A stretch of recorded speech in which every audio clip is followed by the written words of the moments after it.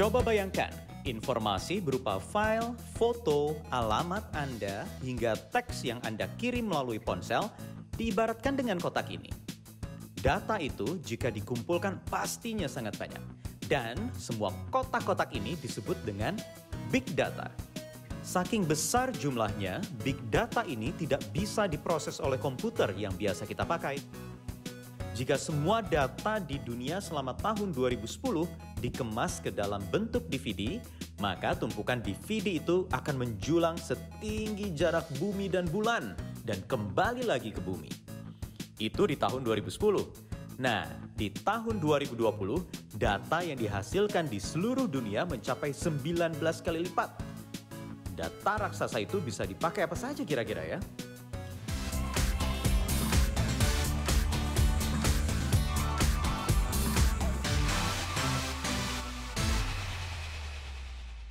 Nah, ini salah satu pemanfaatan big data. Siapa di antara Anda yang sering pesan atau order makanan via online?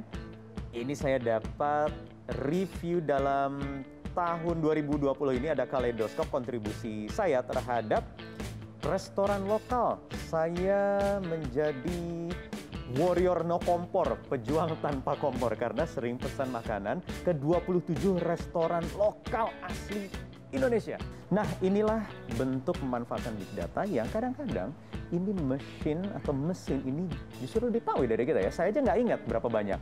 Komputer bisa tahu ada 27 restoran lokal yang sering saya pesan makanannya sepanjang 2020 ini. Nah, mumpung sekarang saya ada di kantor Gojek, saya akan tanyakan teman saya bagaimana Gojek ini mengelola data konsumen kita lewat sistem big data mereka. Mas Syafri, apa kabar? Halo Mas Wahyu. Sorry ganggu mainnya. Gak apa-apa. Atau saya ikutan main boleh? Boleh kita, silakan ambil sticknya juga nih, sambil ngobrol-ngobrol nih. Karena Gojek ini ya raja big data ya, memanfaatkan data konsumen. Nah, tapi ngobrol-ngobrol soal penggunaan data konsumen, sebenarnya aplikasinya seperti apa sih? Kalau di Gojek sendiri kita data itu menjadi salah satu pusat ya, kayak inovasi sebenarnya sih. Jadi data-data kita banyak dipakai untuk gimana caranya customer experience juga lebih smooth. Kaleidoskop tuh. Itu dia. Dapat nggak Mas? Ya. Tadi saya baru cek sebenarnya kan. Warrior no kompor atau apa tuh? Wah, sering mesen GoFood berarti. Tahuan doyan makan. Ya, sama saya juga dapat ini sih. Saya juga dapat yang Warrior no kompor juga. Nah, itu salah satu contoh gimana kita menggunakan data untuk memberikan insight-insight yang bermanfaat buat konsumen kita. Nah, mumpung sekarang Desember kan ya, waktu buat refleksi tuh. Jadi pelanggan kita bisa tahu maka apa aja yang mereka sudah lakukan di platform kita gitu. Nah, itu salah satu contoh ya. Itu untuk konsumen. Kalau untuk Gojek sendiri, boleh silakan ditembak nih. Susah tapi giliran bolasnya. Gimana nih? Nah, kalau untuk Gojeknya sendiri? Kalau untuk Gojeknya sendiri kita sebenarnya banyak melakukan itu untuk meningkatkan efisiensi ya. Mungkin satu contoh yang paling gampang dicerna tuh adalah kadang-kadang komuter kan gitu aja ya biasanya rutenya, dan salah satu saya pengembangan dari penggunaan data adalah kalau kita tahu polanya seperti apa, pengguna kita cuma langsung bisa sekali klik doang, mereka udah ditunjukin kira-kira rute-rute mereka yang paling sering seperti apa gitu. Sebatas itu atau bisa lebih advance lagi untuk bidang kesehatan? Bisa sebenarnya lebih advance lagi. Wah. Giliran Mas. Nih kalau saya mukulnya enggak, dimaafin aja ya. Iya, sebentar ya. Oke, jadi bisa lebih advance lagi kah? Bisa sebenarnya lebih advance lagi. Apa kira-kira Mas?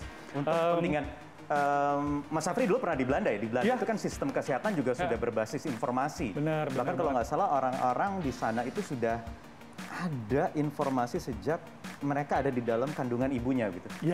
Jadi sistemnya sudah terintegrasi antara satu rumah sakit dan instansi di sana. Mungkin tidak itu bisa ikut partisipasi dari Gojek membantu pemerintah pada akhirnya karena pegang data banyak konsumen di sini.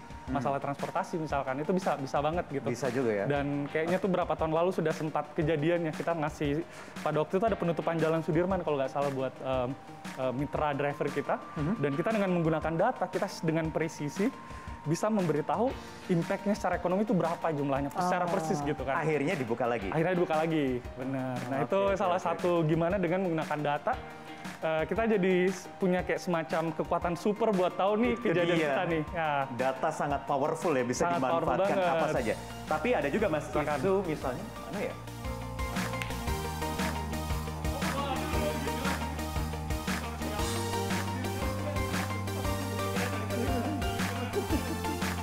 Isu soal perlindungan data pribadi konsumen ini kan jadi isu besar.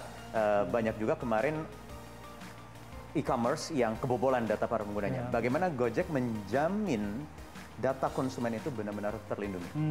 Ya, jadi sebenarnya kalau masalah data konsumen ya itu merupakan first class citizen lah. Buat misalkan mengakses kolom tertentu aja tuh ada aturan-aturannya, siapa aja misalkan bisa mengakses suatu kolom tertentu gitu, dan ya seperti itu sih. Jadi merupakan salah satu first class problem lah yang kita sangat fokuskan. Itu salah satu bentuk tanggung jawabnya ya. Oke, baik. Terima kasih Mas Syafri atas waktunya di Sama-sama. Lanjut lagi kita main? Boleh, kita lanjut lagi. Sama nih giliran saya kayaknya ya. Mudah-mudahan masuk nih sekarang ya. Coba. Wah, nggak masuk nih.